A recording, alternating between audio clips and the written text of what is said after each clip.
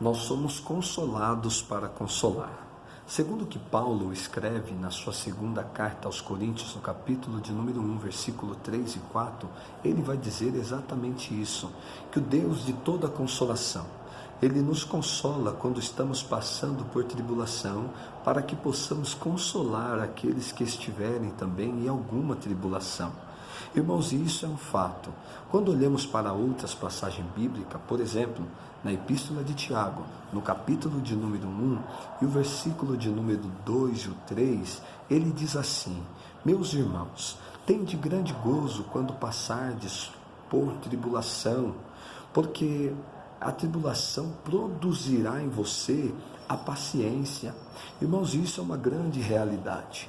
Porque quando olhamos também para outras cartas paulinas, quando o apóstolo Paulo escreve aos Romanos, no capítulo de número 8 e o versículo de número 28, a Bíblia nos diz assim, que todas as coisas cooperam juntamente para o bem daqueles que amam a Deus e que são chamados segundo o seu decreto.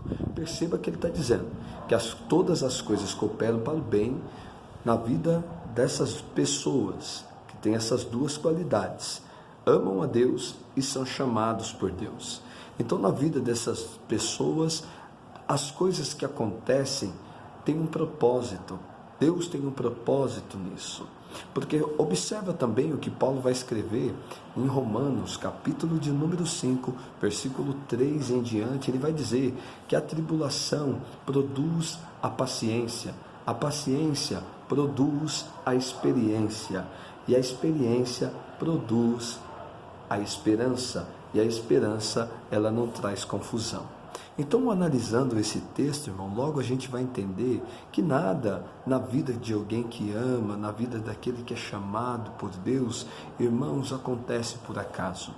Deus, ele tem um propósito nessa luta, nessa dificuldade que você está passando.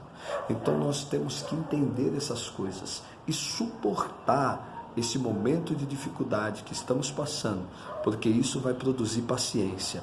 E a paciência, irmãos, é a capacidade de você passar pela luta sem desanimar, sem desistir. E isso vai produzir em você a experiência. E a experiência, irmãos, é uma credenciação de Deus.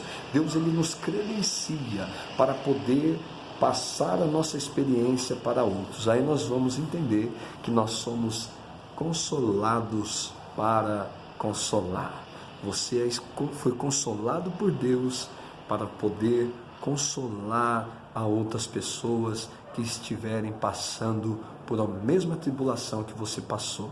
Por isso não desanima, por isso fica firme, porque Deus, ele é contigo e vai te sustentar nessa peleja. Amém, queridos? Deus abençoe a todos em nome do Senhor Jesus.